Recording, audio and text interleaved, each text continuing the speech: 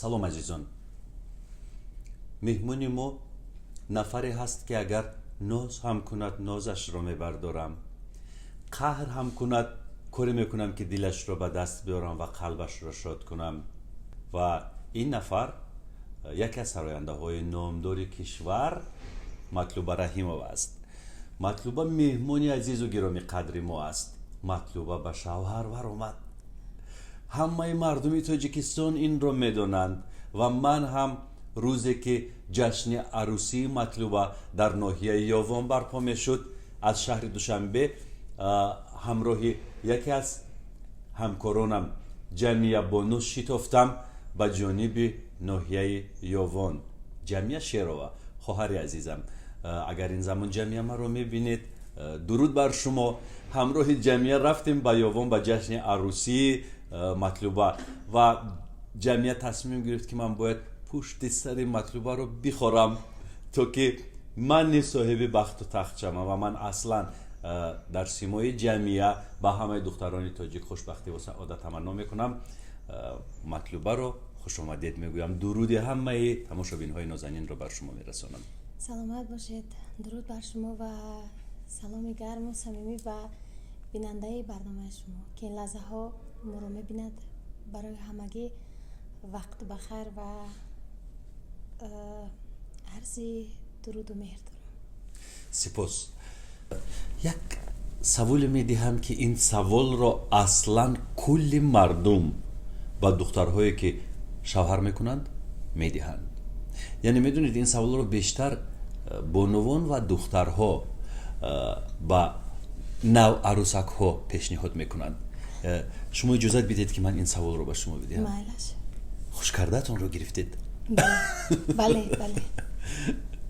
мо аз даврони бачагӣ дар як авлод ба қавле ба дунё омадем ва дар як синф 4-5 соли аввали даврони мактабӣ якҷоя таҳсил кардем ва баъде ки масалан мактабро хатм кардем, ҳамкор шудем, ҳамкасб шудем, соҳаамон як буд ва ҳамин ишқи давраи бачагиву наврасӣ ба як ишқи бузург табдил ёфт ва моро ҷозибаи ин ишқ, қувваи, ман намедонам, аз ҳама қувваҳо фикр мекунам қувваи ишқ бузургтар аст ки ба ҳама чӣ ғолиб меояд. ягон гуна душвориро ошиқ намебинад ва ҳамаи марзҳоро фикр мекунам анамин қувваи ишқ ҳамаи сахтиҳоро мешиканад, ҳамаи занҷирҳоро тиккапора мекунад. ва бале ман ба саволи шумо гуфтед хушкардаатонро гирифтед? бале хушкардаамро гирифтам. умедро. бале мо ба қавли ҳамдигарро хуш кардем ва солиёни сол интизор будем ва намун таронае ки шумо хоҳиш кардед ки яъне ки сарояд аввалин нафароне ки яъне ки шоҳиди тӯи ман буданд бо таронаи умед. бале. ин шарҳи ҳоли ман буд. аҷоиб аҷоиб. вале шумо дар бораи умед ҳеҷ вақт ҳарф намезадед? бале ҳеҷ вақт ҳарф назада будам, чунки ба ин саволи шумо баъд аз барнома ҷавоб медиҳам. ҳоло ман мехоҳам аз шумо бипурсам ки зиндагӣ чӣ тавр аст? хуб аст, шикоят надорам. ман розиам аз нафаре ки барои ҳамсарӣ интихоб кардам. аз миёни ҳазорон талабгору харидору хостгорҳоям арзанда аст барои ман ва ҳамеша барои ин яъне поянда мондани, яъне ки барои ҷовидона мондани ин пайванд ман дуо мекунам ва дуо мекунам ки хушбахтиам аз даст наравад ва ҳамеша то вақти зиндаам мисли имрӯз бошем. бо меҳр, бо ишқ. умед низ аз ноҳияи ёвон аст? бале, писарамаам аст. писарама. ҳоло ба шаҳр кӯчида омадед? не, дар шаҳр, мо дар шаҳр ҳастем ва аммо кораш дар шӯъбаи фарҳанги ноҳияи ёвон ҳаст. یعنی شما حالا با هم هستید؟ بله هست. در یک خانه زندگی بله. میکنید؟ هر روز به یوغان میرود میآید؟ هر روز شاید در 2 روز 3 روز یک بار به کار میرود، چون استثنا هست. استثنا هست. بله فهمم. جولیو ما از کودکی دوست بودیم، جوره بودیم، هم فکریم هم رفیقیم. و من همیشه با او میگفتم که نشود که بعد از همسر شدنمان همین رفیقی و دوستی و جورگی از بین رود. و چی گفت؟ نرفت، نمیرود از بین، نرفت. ما پیش از همه همدیگر رو میفهمیم و مثلا حالتهایی میشود که وقتی که زنگ میزنم در دسترس نیست، او هیچ وقت به من چیزی رو من نکرده است برای کارم. یعنی آزادی رو محدود نمیکنه. آزادی 100% اگر داشتم باز 100% دیگر از جانب او اضافه شد و من هر ساعت که خواهم در هر کجا که خواهم بوده میتوانم و یعنی اعتماد است میان شما. اعتماد و احترام و یکدیگر فهمی هست. عجیب. مطلوبه توی چی خیلی گذشت؟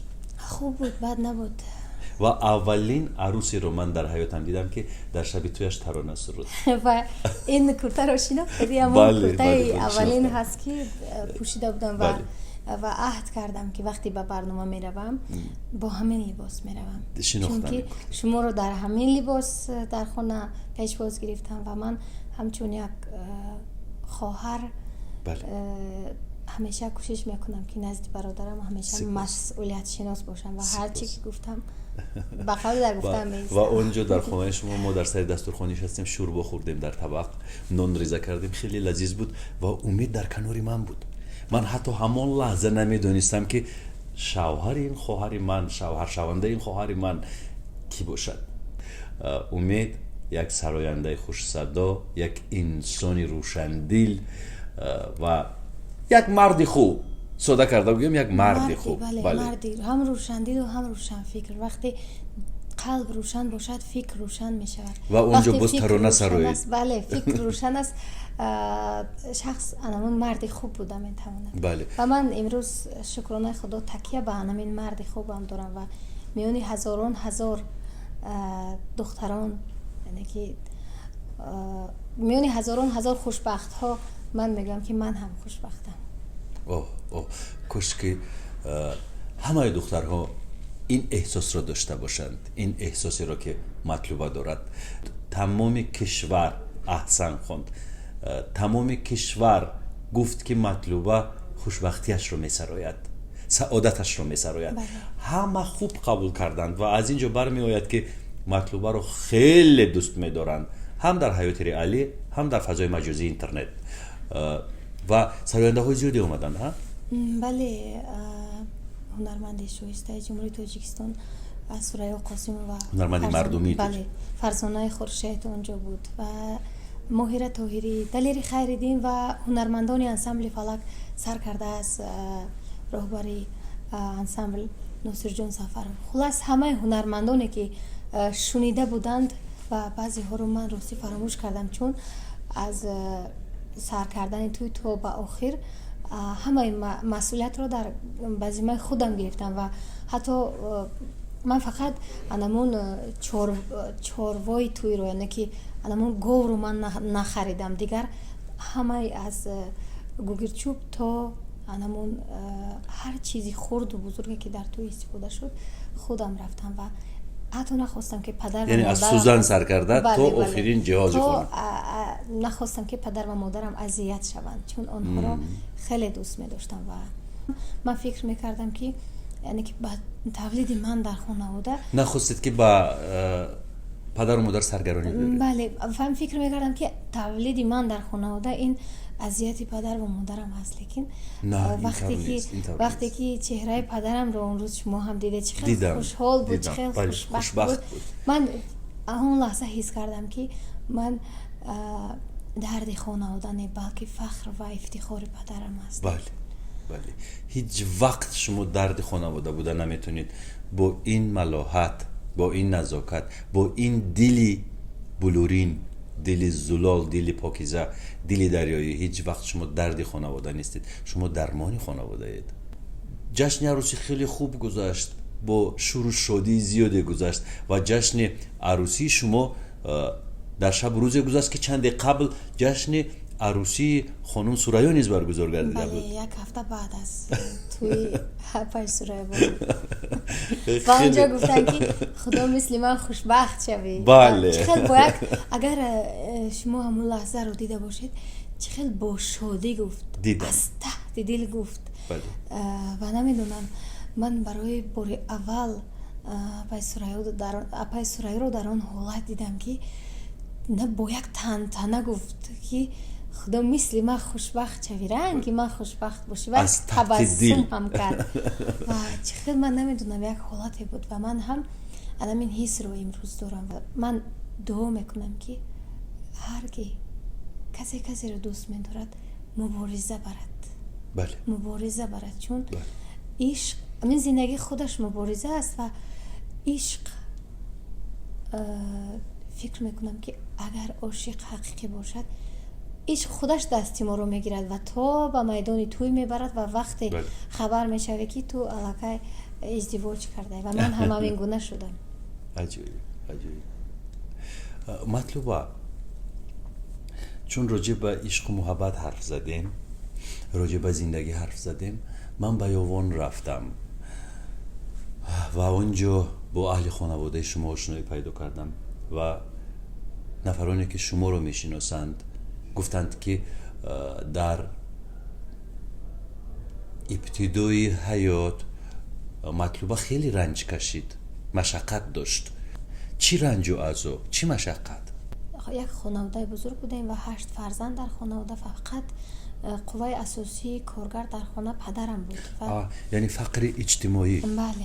شاید اون رو در نظر داشتم و من مکتب رو تو صنف 5 خوندم و به قول بنابر سبب تنگ دستی پدرم و وقتی حالت‌های میشد که خب از این ماه با این ماه معاش میگرفتم پدرم و حالت‌های میشد که از نفر قرض میگرفتن و مرا از یوون رفته مرا از مکتب پرورشگاه در ناحیه حصار هست و وقتی مرا از اونجا به خانه میوردن حالا ما به خانه نرسیده قرضدار به قبل به سر قرضش میومد و من وقتی صنف 5 رو یعنی که 2 ماه از همسایه ها قرض میکردید؟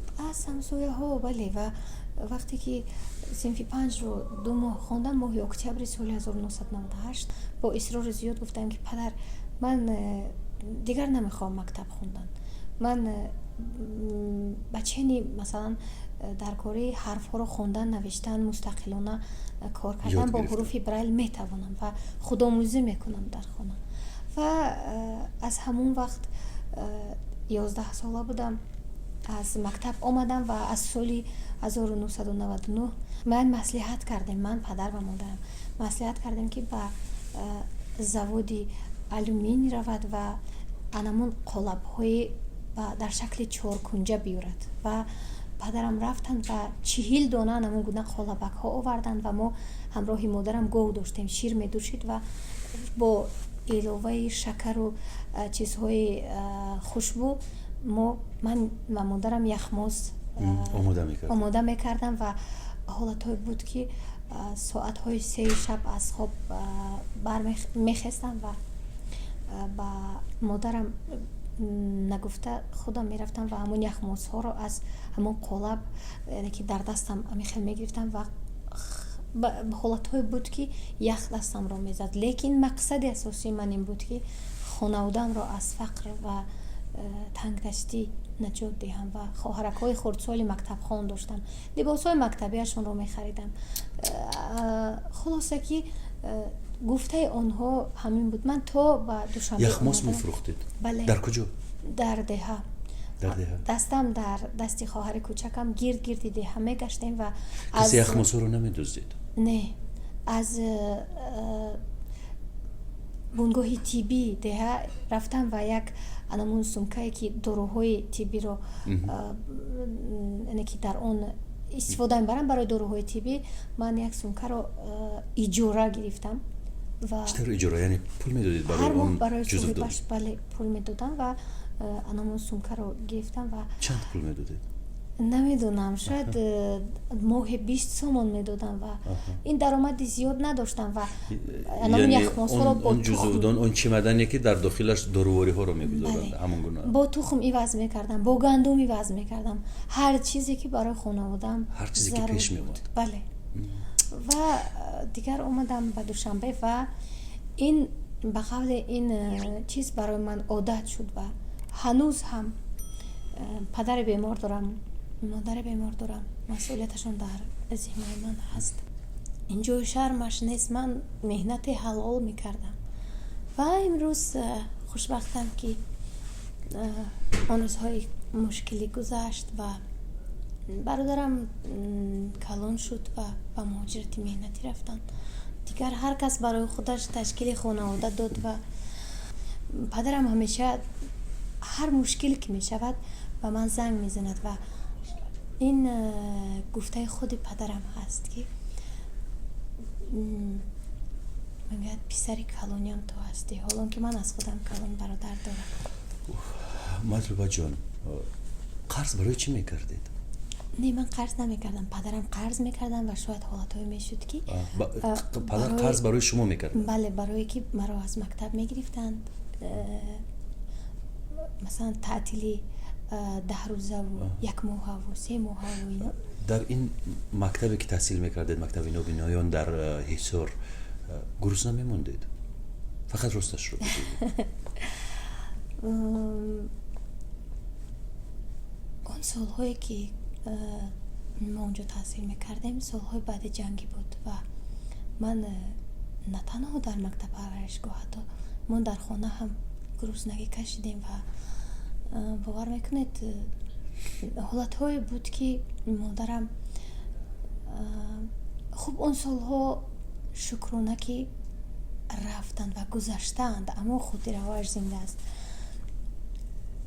модарам як рӯз назди яке аз дӯстонаш рафт, назди яке аз ҳамсояҳо рафт ва гуфт ки ман омодаам ки ине ки анамун оғилхонаи туро тоза кунам ва ту хӯроке ки ба гов медиҳӣ ҳамун сабузро ба гов надеҳ ва ман имрӯз фарзандони ман надоранд.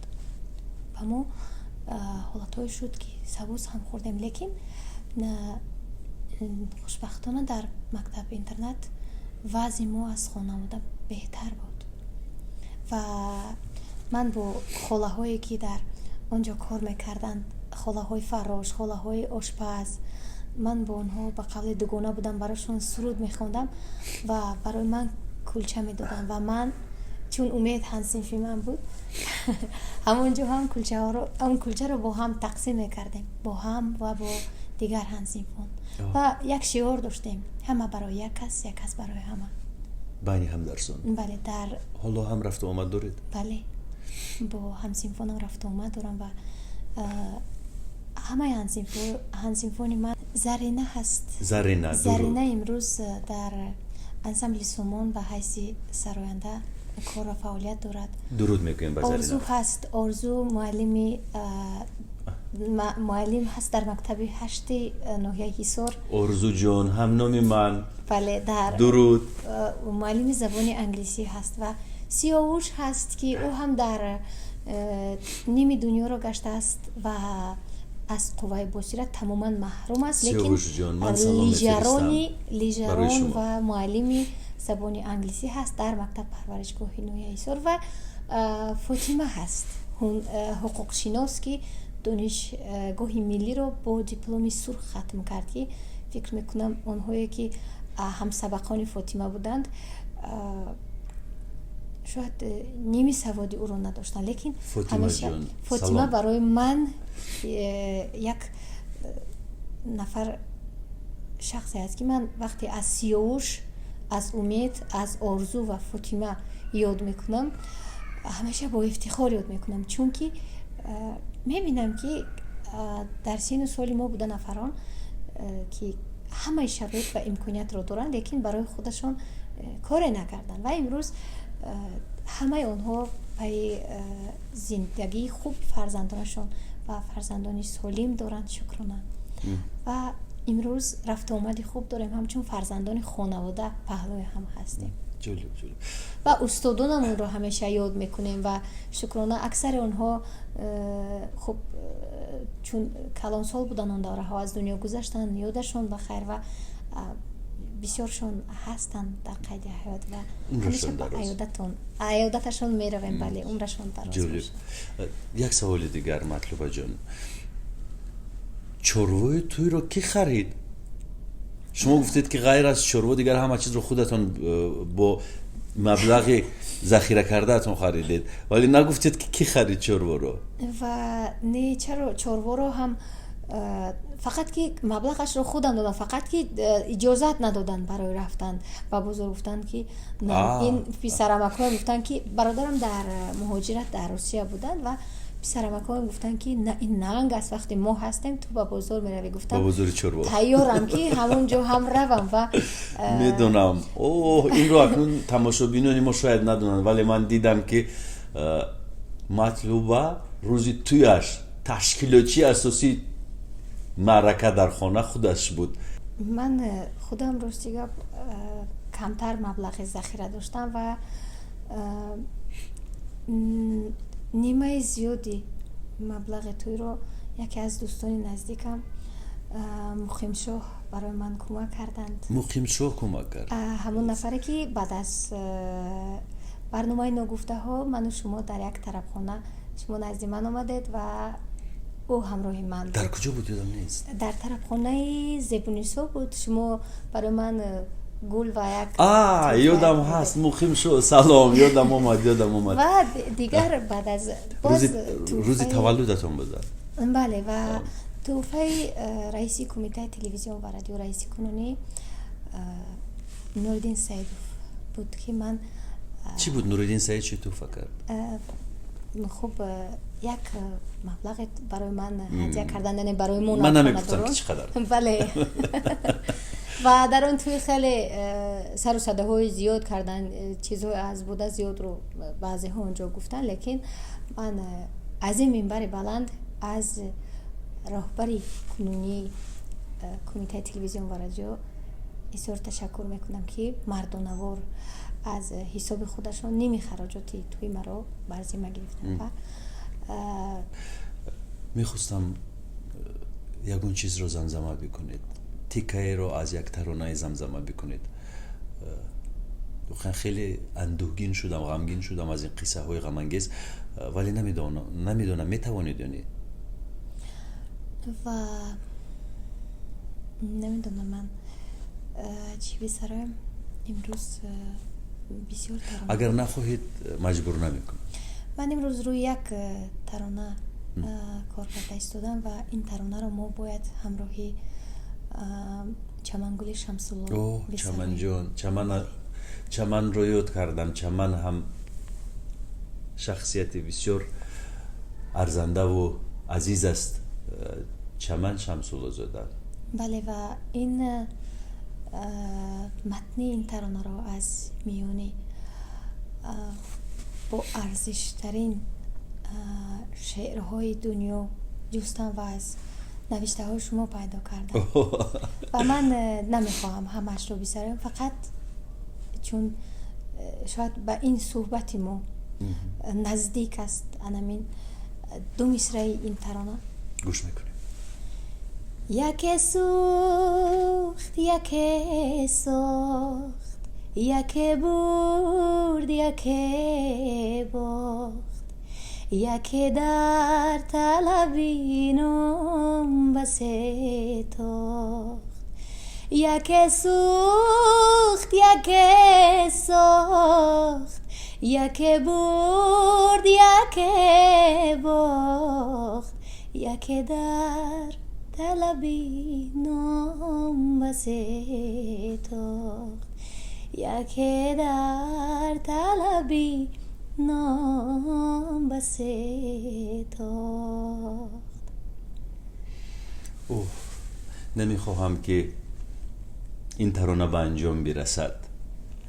نمیخواهم که این صدا مردود و مسدود شود. نمیخواهم که سد پیدا شود در پیش این هنر در پیش این زیبایی. اصلا میدونید من چی میگویم؟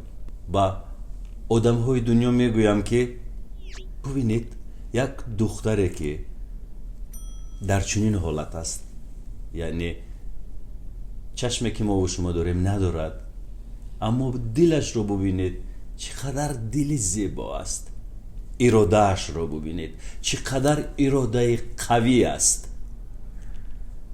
عزمش رو ببینید چقدر عزم زیبا است که با این همه حالت خود نگاه نکرده شب یخموز تیار میکند و سحر یخموز رو گرفته گرد جاده و راه های دهه یخموز فروشی میکند تا بار وزنین روزگارداری پدرش رو کمی سبکتر کند، تا غم مادرش را کمی کمتر کند. و این هم در حال است که آدم های صحت و سلامت با چشم بینا، با پای روا، با عقل سالم از روی کرپچه خسته نمیتوانند، یک نان را برای خود خریده نمیتوانند و اویله‌دار میشوند، فرزنددار میشوند، اما در گردن پدر و مادر بارند. زندگی مطلوبه برای شماها سبق است. یاد بگیرید زندگی کردن را، پیش رفتن را، نترسیدن را، جسارت را از مطلوبه خواهر عزیزی من. سپاس مطلوبه جان. خوشحالم که تو به نمی منبرهای بلند رسیدن و از این بلندی ها، از این منبرهای بلند حرف میزنم. سپاس. من با جز دعای سبز چیزی ندارم دیگر در لبم. دعای من این است، کلام من این است، تمنای من این است که مطلوبه خواهر عزیزی من همیشه معتبر باشد، عزیز باشد، مکرم باشد در همه جایی که هست. و منتظر باشید برنامه های بعدی رو با مطلوبه الکه بعد نشر بدیهه با چمنگل شمس‌الله زاده. خیر و خوش میکنیم. سلامت باشید. خیر.